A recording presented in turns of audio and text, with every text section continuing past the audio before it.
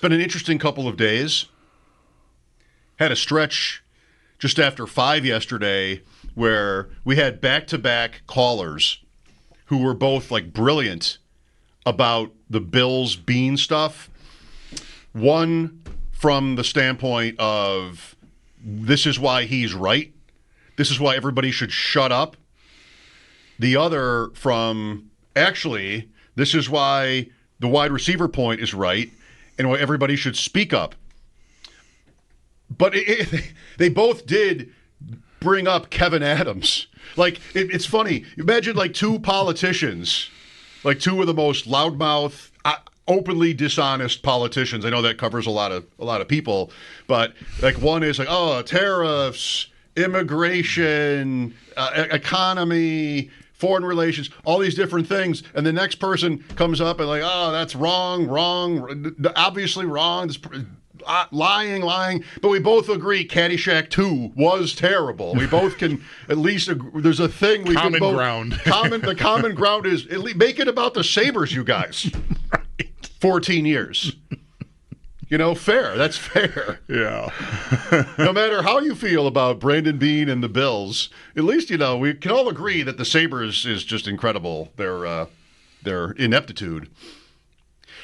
I think again, not looking to at all. Really, I have almost no interest anymore in sort of like talking about Beane's performance, if you will. The hows and the Monday. whys and what happened there. Just right. what he was thinking or feeling.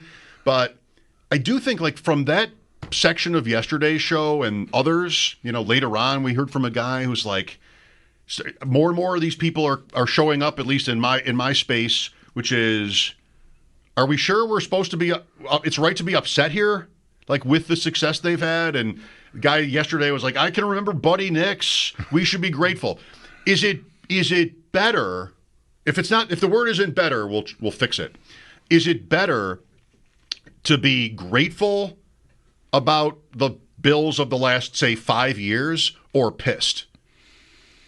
Oh, boy, I like this question. My feelings on that would be grateful, like 9 out of 10 times grateful.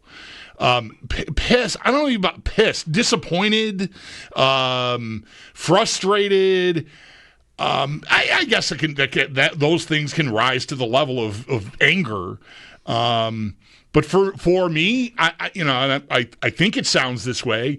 Like I can be angry in a moment, but mostly I'm maybe too grateful for this job, as it pertains to them. I mean, you know what I mean? Like in this job, feeling like, oh, this is great. What's wrong with you guys? Why are you always complaining? I think if I didn't have this job, I don't think I would be mad ever about them. I think it's just been it's been great. Like I think about people out there, and I'm glad they're engaged with us and they ride with us.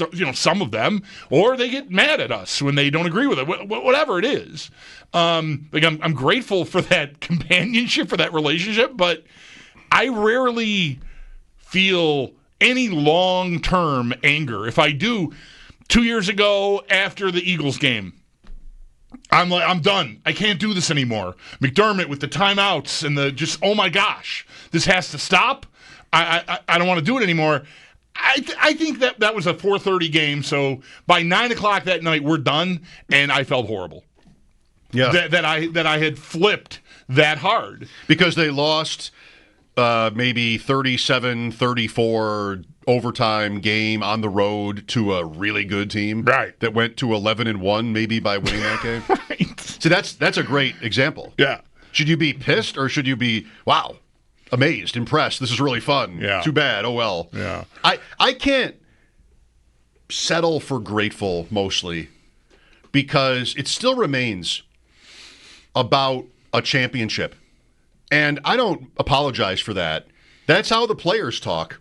I mean, that's how forever, that's who I've learned from, is listening to Bills players in the 90s. It's about the ring, and yeah, I had a great time, and we were great, so many great games and memories, but it's always about the ring, and there are times, I guess, when I feel like, take the Bills and the Sabres right now. The Bills, you feel something.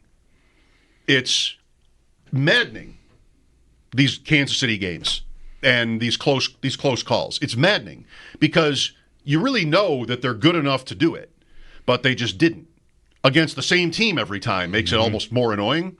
Whereas with the Sabres, the playoffs are going on right now. I feel nothing. I don't hate anybody. I don't care who wins. I don't care about it at all. Like, it's all so long ago. Players in the playoffs now, probably their dads were on teams I cared about, and now just like whatever. And so that's not better, but it is in certain ways. Like, you're not losing sleep over it this way. I think Jackson Blake on Carolina is Jason Blake's son. Okay, well, we could probably run a list. I mean, Kachuk. I think I'm not. I got to Google that, but I think there are a bunch of kids that age that have shown up. I recognized a lot of last names and dads from when Owen was climbing the ranks, like that age group. Like, my kid's 23 now. That's an age where guys show up in the NHL, and there were like all Doan and Draper and like all these guys that you knew from the 90s or early 2000s, and here are their kids all playing. Anyway, Tyler Myers, although I don't think his team is in the playoffs, he's actually Tyler Myers' son. That's how long it's been. No, it's just like the Bills thing versus the Sabres thing, they are pretty much polar opposites. And I don't know, is one better? People will ask once in a while, we've had these calls or just in bar conversations, would you rather lose by 1 point in the Super Bowl like the Bills have done, or just win 3 games? There was a day here, you're tripping some wires for me, where, I know it was in my attic. I don't remember the year. Sometime after 13 seconds. And you were away, and I was working, and maybe Zach had just started on the show with us here, who's still with us now. And I remember, because I had heard from a friend of mine that was really hot about McDermott, and I kind of couldn't believe it. That it was like that. It's time already. I'm talking about 4 years ago now, right? And so, one of these days where you're by yourself and like, you think, what do I want to do? And you let something like that go, right? Just sort of, you play with it. Yeah, I looked at what felt worse, the playoff drought for the Bills. Leave the Sabres over there for now. But there's definitely similarities now. How I feel about the Sabres right now is very much how I felt like the Bills in the drought. Like, what hurts more? The drought or losing? Like, what's a worse existence? Losing these close playoff games or not even being in it? And it really is such an exercise in how different we can be. Even fans who we want the same thing, but our emotions, I couldn't believe how many people said the drought was better than losing a game like 13 seconds. Like, I could not believe it. Is so anti the way I'm wired that I have a hard time really grasping that. And I remember one person in particular said, it was horrible. I didn't even, this is way worse. I didn't even care about them back then when they were in the drought. I'm like, and that's not worse than feeling the pain of losing a game where you could have gone to I just can't grasp that. I think that's me. That just is incredible to me. Because what I, like with the Sabres, I don't want to make it about working here, but it has had an effect on me in terms of my performance here. Like anyway, like regardless of all that, they're not like important to me right now because it's just been too long since they've been competitive. So, all right, whatever. Like right. I catch myself making mistakes about who's on the team and different things.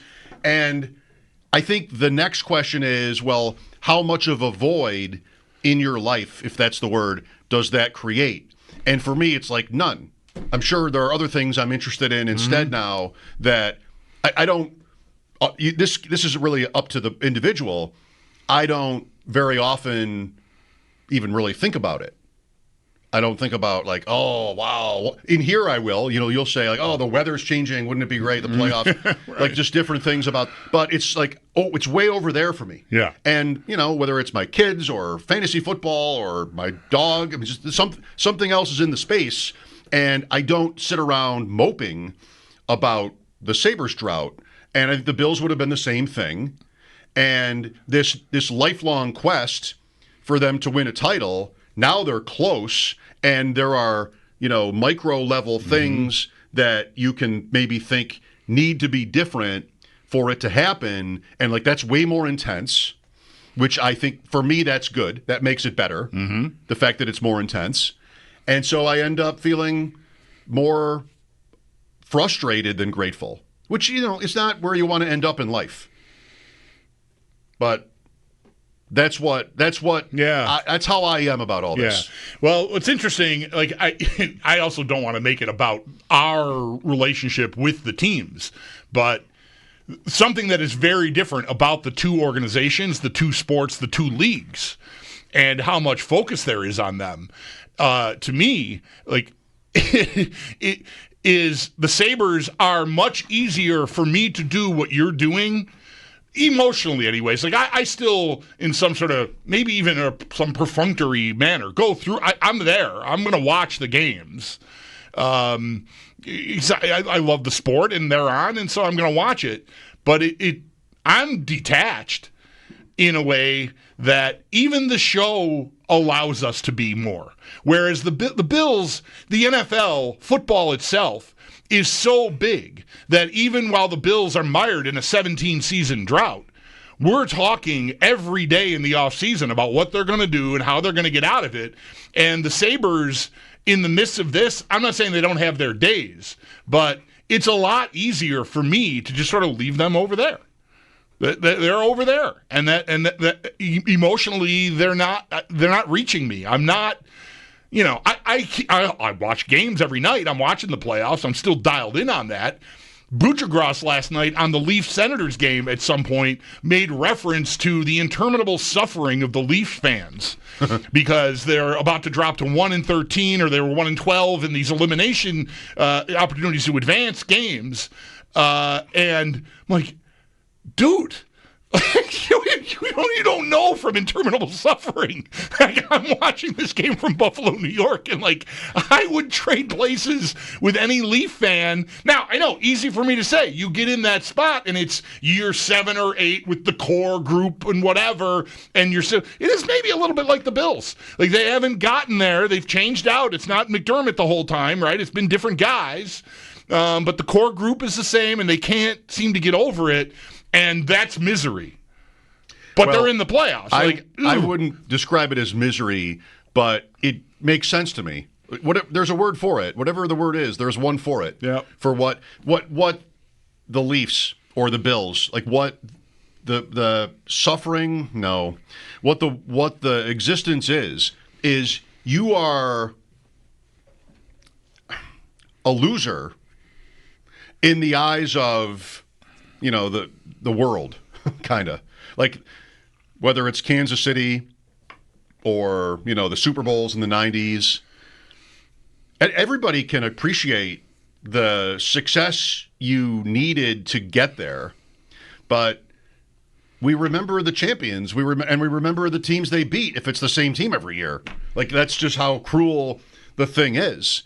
So it's like that reality, the Bills' reality, which is, you're going to range from, if you're not like a fan, you're going to range from thinking, oh, you're going to be sympathetic to feeling like you want to mock them because they've just lost that game every time. With, yesterday with the Saints, who are the teams in the league? What is the one team? Isn't there another team in New York? Isn't there one team that actually plays in New York? Like that when in the middle of the Brady run, they were just irrelevant. And I don't know, like people would be both things. They'd be more the type to sympathize with, the drought years teams and like, man, like I think the Sabres have this now to real hockey people, whether they're in the media or just fans in other places, like, Can they just ever? That was a really great vibe when Buffalo was good. Can't Buffalo just be good, and like sort of get there? You kind of want it, maybe. And the Bills would have been the same thing. The crowds, the stadium, the tradition, the unique flavor, if you will, of games there. You can be that way, or you can just sort of like how I am, say about baseball or something, or any sport, where it's like, if you're not good, I just don't care about you.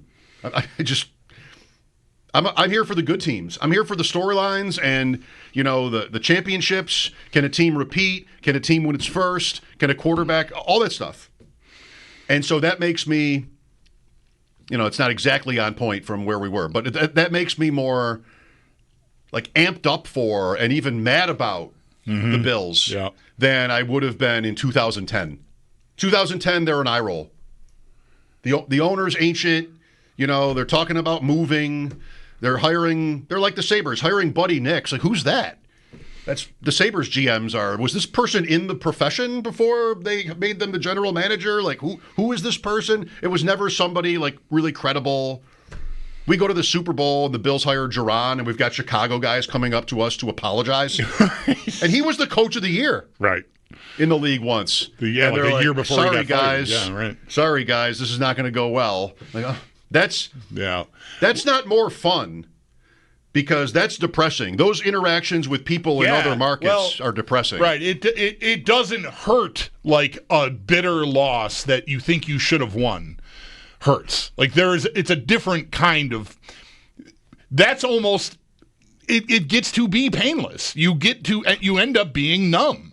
And look, man, I don't want to like start quoting Johnny Resnick here, but it's good to bleed. It's good to know you're alive. So when the Bills aren't any good, or like I am right now with the Sabres, you can't hurt me, and that sucks. Because it's sports. Like at the end, however brokenhearted I might be, I'm not 7 years old, or even 25 with my head in my hands after Super Bowl 25, sitting in front of my TV, like just inconsolable. I'm older. I think I've got my priorities reasonably in line with who I want to be and how I want to live my life and how I've lived it to this point. The losses sting, but bottom line for me. As long as you're credibly close to winning, like your contender status, I'm good. I'm good. Yes, I'm gonna uncover this and talk about this, and I think you should try this, and of course, try to get it all the way there. But generally, grateful is what I am for the Bills right now. I mean. Man, when they took off, I don't know how many people feel this way, but like for me professionally, if Josh Allen would have missed, I don't know, man. Like this has almost never been more fun than it's been since he took off and they took off with him. If that hadn't happened and we were still wandering around looking for a guy. Man, I don't know. It'd be hard. I'm trying to say it would be hard for me to keep coming and sitting in this chair with you. I needed it. It was emotionally just taking everything out of me that I didn't care about them. It felt too much of a put on to me to come in here and talk about them passionately because they were bad for so long. It just was like, what am I even doing here? I feel like a wind-up toy. Right now, like take the Steelers or the Browns, proud franchises, proud fan bases. And you look around the AFC, and we're arguing about Mason Rudolph or Will Howard or Aaron Rodgers, late stage Aaron Rodgers, or Kenny Pickett or Joe Flacco or Shadur Sanders. Wouldn't you kind of want to just be like, can we just not? Like, what's the point? What's our ceiling? What are we hoping for? A wild card? I mean, in that case, the Browns and the Steelers would be different conversations, but still, like, it seems maybe unattainable. It felt that way, I think, mostly for the Bills in those years because of Brady, but also because of themselves. Yes. Just like, this is not a serious organization. And the Sabres are not a serious organization. They're just not. Nobody goes this long without making a big change. It's ridiculous. So then what? You want to talk about who they should draft or sign or trade for, or what, who cares? Like, it's just not. I don't want to say who cares because people do care, but it doesn't get me anywhere. And in the Bills' case, I think that was really more just for work. Like, all right, let's just pick somebody. Let's just talk about it. But it's not going to matter, and it didn't until really Brady was out of the way, and then that timed nicely. That fit nicely. Allen's arrival and rocket-like ascent to the top of the league, and then Brady's departure lined up. Well, that's one angle that this Brandon Beane stuff has brought on, is because yesterday there was more pushback against it than there was on Monday. Monday on this show was more like, what's up with this guy? What does he have the right to say all that? Like, where does he get that? Why would he feel this way? That kind of stuff. Yesterday we heard from more people who were like, what's our problem? What are we mad at? They need a defense. They drafted it. They're good. It makes sense. What's the point? 803-0550. Is it better to be grateful or pissed or something else?